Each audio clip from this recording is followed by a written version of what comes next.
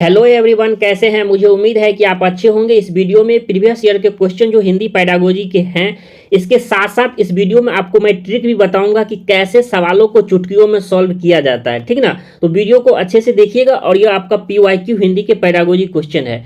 जैसा कि first number screen पर दिख रहा होगा, जिसमें कहता है एक से अधिक भाषाओं का प्रयोग। क्या पूछा जा रहा है? एक से अधिक भाषाओं का प्रयोग क्या होता है? चार ऑप्शन दिए गए हैं। क्या कक्षाई जटिलताओं को बढ़ाता है, यानी कक्षा के जो जटिल जो होती है उसको बढ़ाता है, या शिक्षकों के लिए एक गहन समस्या है, या संज्ञानात्मक विकास में सहायक होता है, या किसी भी एक भाषा में निपुणता में क्या है, बाधक है। तो क्या पूछा जा रहा है आपसे?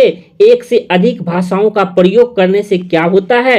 तो साथियों, ये जो होता है संज्ञानात्मक विकास में हमारा यह सहायक होता है, यानी ऑप्शन नंबर सी जो आप देख पा रहे होंगे यह करेक्ट हो जाएगा। अब करेक्ट कैसे होगा? क्योंकि कहता है एक से अधिक भाषाओं का प्रयोग, यानी अगर मान लीजिए अगर कोई बच्चा हिंदी जानता है, इसके साथ साथ अगर वह इंग्लिश जानता है, तो क्या यह संज्ञानात्मक विकास में सहायक नहीं है? हाँ, सहायक है, क्योंकि उसके मेंटल जो डेवलपमेंट, कॉग्निटिव डेवलपमेंट में ये हमारे सहायक होते हैं। ऐसा थोड़ी ना है कि यह जटिलताओं उसकी कठिन होती है, या एक समस्या उत्पन्न करती है, या एक बाधक होती है। तो नहीं, आप भी जानते होंगे, आप भी हिंदी जानते होंगे, संस्कृत जानते होंगे, इंग्लिश भी जानते होंगे, इसके साथ साथ कोई अन्य भाषा भी जानते होंगे। तो क्या इसके प्रयोग करने से बाधा उत्पन्न होती है? नहीं, यह हमारा कॉग्निटिव डेवलपमेंट में, यानी उसके मानसिक विकास में क्या होता है, यह सहायक होता है। तो यह हमारा बेस्ट उत्तर हो जाएगा ऑप्शन नंबर सी पे। अगला क्वेश्चन जैसा कि साथियों स्क्रीन पर देख पा रहे होंगे, क्या कहता है, देखते हैं क्या कहता है। कहता है दृष्टिबाधित, क्या कहता है, दृष्टिबाधित बच्चों को भाषा सिखाते समय।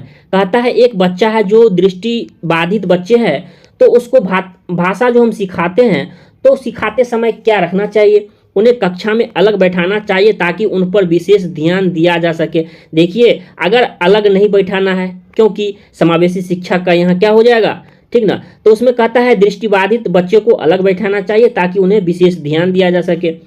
या फिर उन्हें विभिन्न भाषिक गतिविधियों में शामिल नहीं करना चाहिए। क्या बच्चों को आप शामिल नहीं करेंगे क्या? या कम पाठों वाली पाठ्य पुस्तक का निर्माण किया जाना चाहिए, या अधिक से अधिक मौखिक भाषा का प्रयोग करना चाहिए। तो देखिए, आपका ऑप्शन नंबर डी जो देखेंगे तो हमारा यह करेक्ट हो जाएगा। क्यों करेक्ट होगा, क्यों सही होगा? क्यों? दृष्टिबाधित बच्चे, जो बच्चे देख नहीं सकते हैं, वैसे बच्चों को भाषा सिखाते समय अधिक से अधिक हमारा क्या करना चाहिए, मौखिक भाषा का प्रयोग करना चाहिए, जिससे बच्चे में क्या होगा, अधिक से अधिक मौखिक भाषा के विकास करने से वो बच्चा क्या करेगा, दृष्टिबाधित बच्चे सीख पाएंगे। तो क्या हो जाएगा, ऑप्शन नंबर डी जो हमारा यह है, यह आपका करेक्ट हो जाएगा। अगला क्वेश्चन जैसा कि देख पा रहे होंगे, आपके स्क्रीन पर दिख रहा होगा, जिसमें कहता क्या है, प्राथमिक स्तर पर, किसकी बात हो रही है, प्राथमिक स्तर पर भाषा की पाठ्य पुस्तकों में किस तरह की रचनाओं को ध्यान दिया जाना चाहिए। यानी कह रहा है कि प्राथमिक स्तर पर बच्चों की पाठ्य पुस्तकों में किस तरह की रचनाओं को ध्यान दिया जाना चाहिए।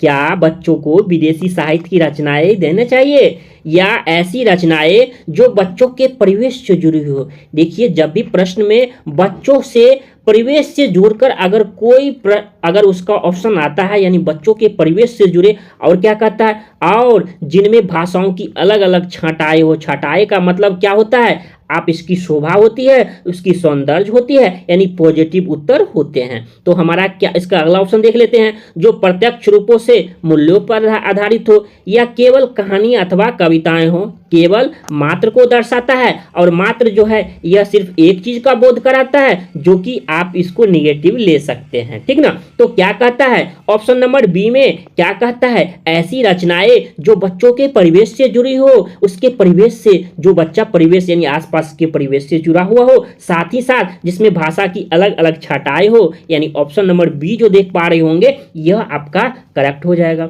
अगला क्वेश्चन जैसा कि साथियों स्क्रीन पर देख पा रहे होंगे, जिसमें कहता है निम्नलिखित में, यानी चार ऑप्शन जो दिए गए हैं उसमें से कहता है निम्नलिखित में से कौन सा बच्चों का भाषिक क्षमता के आकलन का सबसे उचित तरीका है। यहाँ क्या कहता है, कहता है सबसे उचित तरीका है, इसका मतलब है आपको सबसे बेस्ट उत्तर की तलाश होगी। वैसे जो है सीटेट जो है चारों ऑप्शन में सबसे बेस्ट उत्तर को ही वह क्या करता है, वो मानता है। तो देखते हैं, कहता है बादल, आसमान, चिड़िया, बच्चे आदि संज्ञा शब्दों का प्रयोग करते हुए एक कहानी लिखिए। कहता है या संज्ञा की परिभाषा को पूरा कीजिए। तो संज्ञा की परिभाषा जब बोलेगा तो ऐसा भी हो सकता है कि बच्चों ने जो रटा वही बोल दिया, तो ठीक ना, तो उसमें अच्छे आकलन जो है हमारा भाषिक क्षमता का नहीं हो पाएगा। संज्ञा को परिभाषित कीजिए, ये भी नहीं हो पाएगा।